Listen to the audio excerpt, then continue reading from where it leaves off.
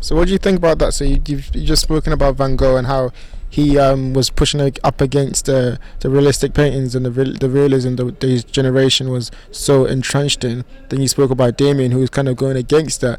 Do you think art, in a sense, is not about conformity, but it's about always pushing the boundaries of whatever your culture or your kind of society tells you is art? And do you think sometimes that we fall into that kind of trap, when every artist is trying to be non-conformist, but then in the end everyone's conformist in that way? Where do you think the line is, and then like what do you think about that whole kind of scene? I think that honestly, the artwork in this world seems to be quite quite self-destructive in a way that it kind of tries to make, it's like everyone's making fun of themselves, you know, but in a very serious way. Like everyone is so serious. Like if you've been to a museum or like a exhibition, like it's just like, oh, what does this line mean? Oh my goodness! Oh and my it's, goodness. it doesn't. It's like, shut up, bruv. The painters can't hear you. Like, Exactly. It's not gonna make a difference. It doesn't have to mean anything. Like art is what you make of it. You know, art can be anything from improv and stand-up comedy, and it can be even just daydreaming. You know, like you're creating something out of some, like your experience. But then, okay, then there has to be something that makes it art. If everything is art, then nothing is art. But like, what is that thing that makes it separate something mundane to be art? No, that is the question.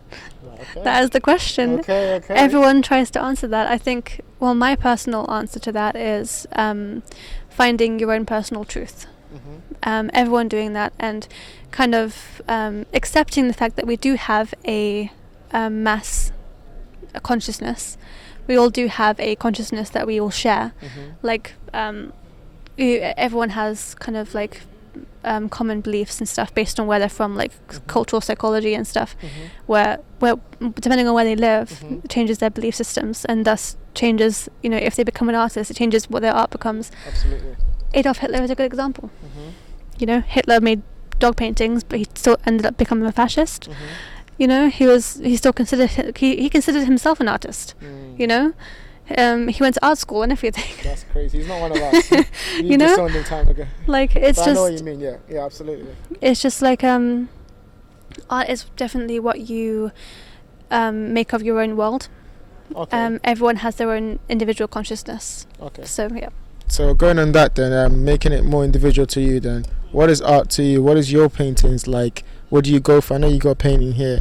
I want to go through it in a bit and just like, you know, have you talk to me about it. But what do you, when you make something like that, when you make paintings, what do you go for, and what is your like thought process when you're making something?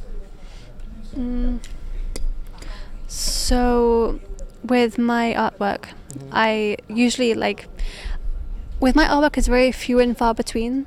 I do fall into the trap where I feel like I can only make artwork if I'm feeling inspired, which is a bit of a slippery slope, because then you end up getting into art ruts where you don't make anything for ages. It's not a very sustainable thing if you want to be an artist for, you know. But I relate to that too. So like I'm the same way. Sorry. I'm the same way when it comes to my poetry. I can't write unless I'm inspired. And so there's times where I sit down to write and I'm like, oh, this feels practice. This feels too practice. And I know there's a time in my life where I'll have to learn to do that when I'm not inspired, but I don't want to write anything that I don't feel comfortable with. I don't feel like it is a truth. You know, I think that's the kind of parameter that you're basing off to. Is it's truthful, and if you're truthful, then it inspires you. You could make something, but you want it to be something that you'd really truly enjoy. So sorry to interrupt, but yeah, go off that. Yeah, no, it's like I saw this poem.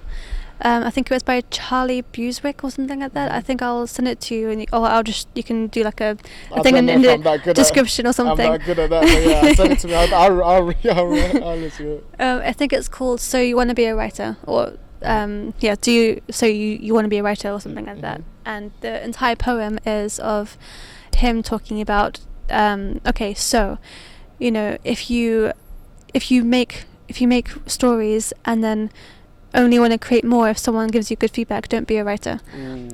True. If you don't feel the passion burning your soul, don't be a writer.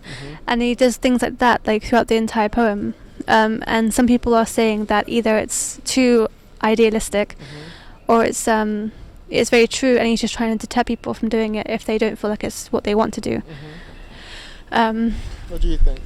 I think it's right. Like obviously there are some situations where there should be exceptions. I can't think of a life where I'm doing something that I'm just complacent with. I don't know. I just can't do it. Yeah. If I want to look back on my life and think, wow, I did those things, even if I hate them. Like if I hate the way I did something in 1 year, at least I did it. At least I did it in that time. It was a positive reflection of how I felt in that moment. So for you, okay, going off that then, just basically the question I had before. What is your process like when you come to painting, and how does that differ from when you're writing?